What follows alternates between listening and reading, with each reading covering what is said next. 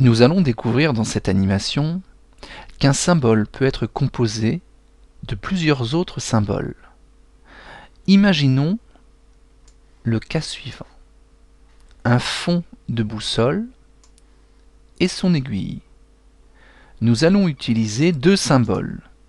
Plus précisément, nous allons imbriquer dans un troisième symbole ces deux occurrences.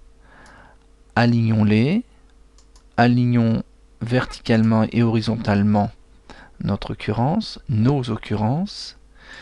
Gardons sélectionné l'ensemble et appuyons sur la touche de fonction F8. Nous sommes sur le point d'imbriquer deux occurrences. Nous sommes sur le point de créer un troisième symbole.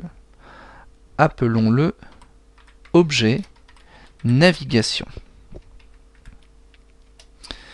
Maintenant que nous avons créé ce symbole, si nous double-cliquons sur l'occurrence que nous venons d'obtenir, nous découvrons que nous sommes dans le symbole.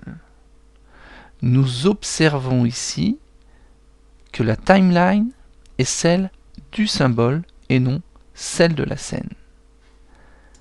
Si nous avons besoin de réaliser à présent une interpolation, rappelons que vous devez avoir une seule occurrence par calque.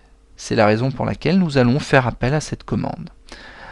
À ce niveau-là de l'explication, nous avons défini ce qu'est un symbole imbriqué.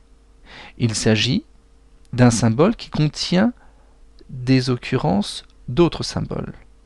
Mais nous souhaitons aller un petit peu plus loin. Nous voulons démontrer que ce symbole peut contenir une animation. Démonstration. Nous allons créer des images.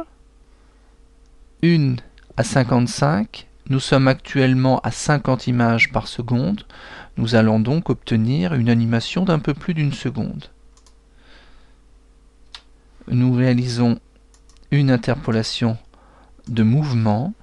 Nous allons demander une interpolation de mouvement avec une rotation vers la droite. Observez bien ce qui se passe. Revenons sur la scène. Voilà.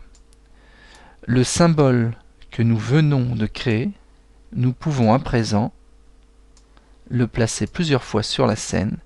Une seule image clé.